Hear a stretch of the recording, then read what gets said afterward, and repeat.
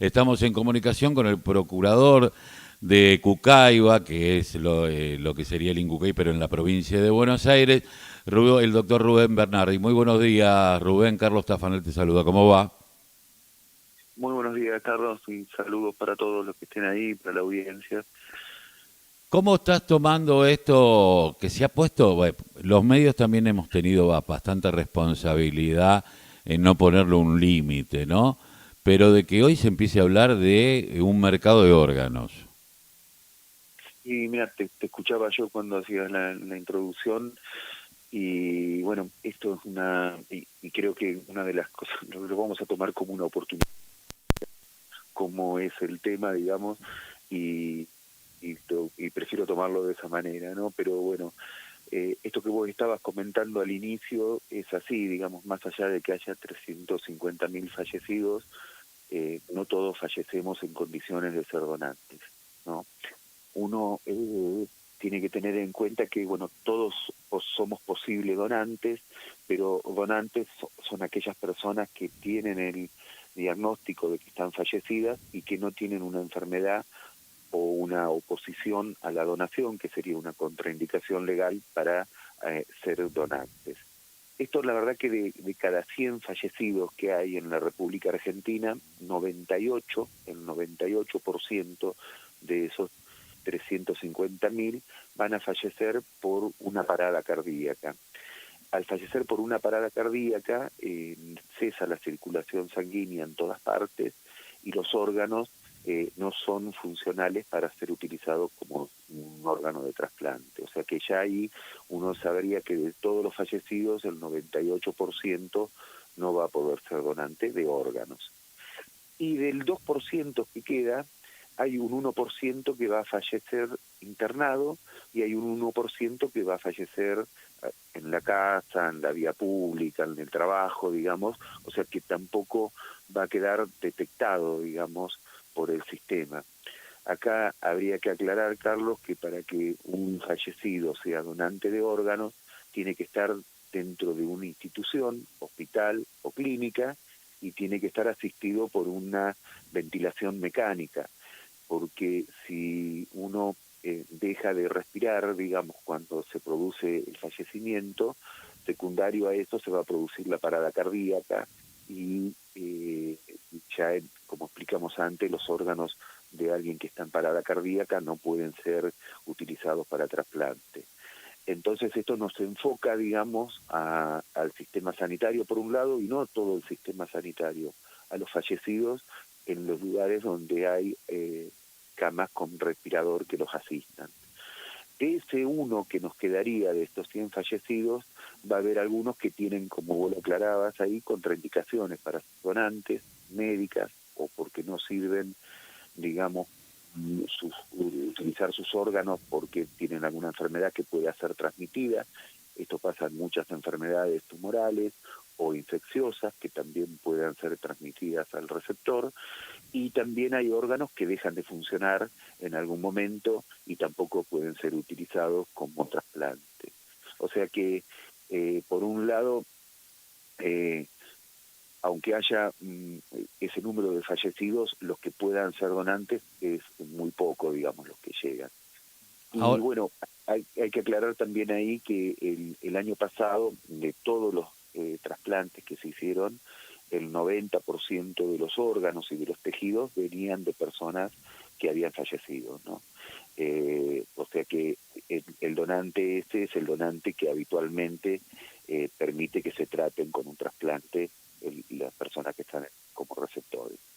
ahora, cuando uno pone en debate este tema, como lo ha puesto por un nivel de oportunismo o porque hay una concepción frente a esto que me parece terriblemente jodida, porque estaríamos hablando, en el caso que no quiero ser distópico, pero de que este personaje accediera, hay un mercado de órganos que sabemos que después los más pobres terminan vendiendo algún órgano, como puede ser un riñón, para ser donado, y el tráfico de órganos que conocemos que es un tema terrible, en todo el mundo, lo estaría avalando y poniendo a nuestro cuerpo como mercado. Y sabemos que los pobres son los que van a hacer el mercado o ese ganado para ser faenado. Sí, mira, en realidad es algo imposible de hacer. O sea, yo creo que me quedo con son las dos opciones. Por un lado hay un desconocimiento y Ujú. hay una visión del mercado que se juntaron acá, ¿no? Pero no hay ningún país del mundo, Carlos, que tenga un sistema así.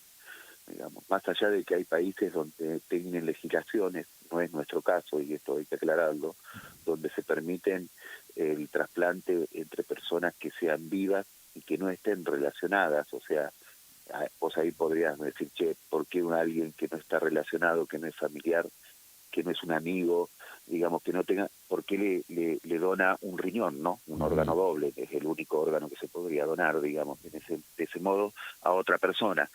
Eso, digamos, es muy periférico también. No, en realidad no, es algo que es impracticable. ¿Sí?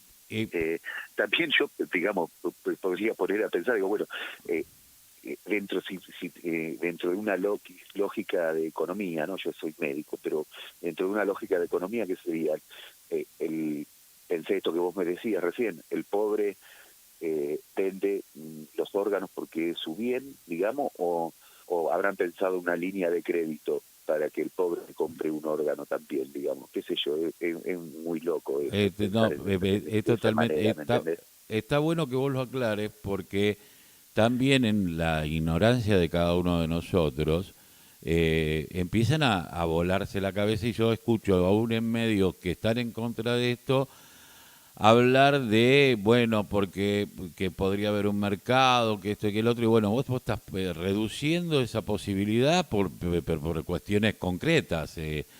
No todo el mundo puede esto, no es así.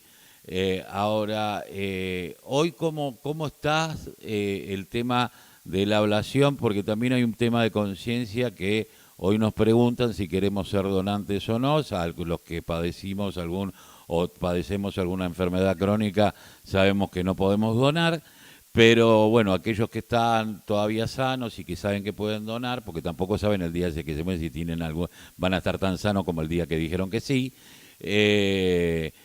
Hay toda una campaña al respecto, pero sobre todo en lo que tiene que ver con plasma, con la parte de sangre, que me parece que ahí está más enfocado hoy el trabajo, además de ser donante de órganos, ¿no? Sí, puede ser que eso sea, Carlos, lo que observás, digamos, pero mira, en los datos concretos, digamos, y hablando de un año entero, la provincia de Buenos Aires el año pasado tuvo el 10% de oposición a la donación. O sea, eh, cada vez que encontramos a una persona que cumplía los criterios de ser donante y no tenía ninguna enfermedad que podría poner en riesgo al receptor, nosotros de cada 10 personas de esas, ¿sí? Una tuvo oposición a la donación. 9 fueron donantes. O sea, esto te lo quiero reflejar como que no es un problema de la comunidad es solidaria. O sea, si nosotros tuvimos el 10% de oposición a la donación, es que el 90% de los bonaerenses que le preguntamos si eran donantes, fueron donantes. ¿Sí? Ujú. Es un número muy categórico, digamos, Carlos, no es un problema de la comunidad, digamos. Es un problema de que tenemos una población que envejece, que está bien que envejezca, digamos, pero bueno, al envejecer tiene más indicaciones de tratamiento. Y lo que sería la incidencia, o sea, la suma de casos de personas que necesitan el trasplante de órgano, no alcanza a ser suplida por la cantidad de donantes que hay. Esto nos tiene que llamar a una reflexión que es a que tenemos que cuidarnos, digamos, y tenemos que tener hábitos saludables de vida y fisiológicos, ¿no? Que digamos que son las cosas básicas que uno debe tratar de alimentarse adecuadamente, de no fumar, de no beber en exceso, de tener una actividad física mínima, de no tener un sobrepeso, digamos, que son las cosas que nos van a proteger, digamos, porque nos ocurre esto, y esto ocurre no en Argentina, esto ocurre en el mundo. Y Las sobre todo poblaciones... con poblaciones que cada vez se envejecen más, porque antes el promedio de vida cada vez más alto y cada vez hay menos jóvenes. Totalmente. Vos fíjate que si nuestra esperanza de vida fuera 40, 45 años, que no era hace mucho tiempo que era así, ni estaríamos hablando de este tema, no llegaríamos ni a hacer la insuficiencia renal, digamos. No, pues, ¿No? seguramente. Pues, yo recuerdo que antes de llegar a los 70 años, bueno, pero cuando mis abuelos me llegaban a los 70 años, más de ahí no Claro, pasaban, 72, no pasa, 73. pero claro, y eso es una cosa que lo vemos mucho en la región rioplatense, digamos, porque nuestra población, nuestra pirámide de población en la región rioplatense está envejecida. ¿Sí? También lo vemos en las causas de fallecimiento, ¿no? Vos lo dijiste, no, según de qué causa fallece una persona puede ser donante o no. Y eso es así, digamos, nosotros, si sacamos el fallecimiento por muerte traumática, la primera causa de fallecimiento que tenemos serían las enfermedades degenerativas crónicas no transmisibles, que ahí entra la hipertensión, la diabetes, la hipercolesterolemia, los síndromes metabólicos, o sea, todas enfermedades que las heredamos, digamos, y que nos van provocando, son crónicas, y que durante el año te van provocando una disfunción de los órganos, un desgaste, digamos, para decirlo. Y esa población tenemos mucha, ¿no? Pero bueno, por ahí, Carlos, volviendo al tema inicial, digamos, no hay en ningún lado donde se aplique esa visión mercantilista, digamos, no hay manera, digamos, de hacerlo, ¿no? Rubén, te agradezco mucho la deferencia de habernos atendido. Vamos a seguir seguramente comunicándonos con el Cucaiba porque me parece que es un trabajo que se viene haciendo muy bien. Sé que han hecho convenios con algunos clubes, como estudiantes, como otros tantos, en todo lo que tiene que ver con la concientización y sobre todo la donación de sangre, que es muy importante. Y bueno, y esto que vos marcás, que me quedo con esto, ¿no? Empecemos a cuidarnos nosotros, porque cada vez hay menos jóvenes y cada vez nos estamos envejeciendo. Hoy una persona de 60 años, cuando uno era chico, una persona de 60 años ya era un viejo, hoy a los 60 años todavía tenés un promedio de vida de 20, 15, 20 años más, lo cual te hace que estás dinámicamente, sos parte dinámica de la sociedad, por eso hay que cuidarse. Sí. Yo, Carlos, me tomo un minuto para agradecerles a ustedes, a la prensa, digamos, a los que trabajan, porque, bueno, nos permiten aclarar estas dudas y habitualmente nos dan una gran ayuda en todo lo que es hacer conocer lo que es el trasplante y todo lo demás. Así que les quiero agradecer también a ustedes. No, por favor, Rubén, un abrazo. Un abrazo, dale. Rubén Bernardi, quien es procurador del Cucaiba.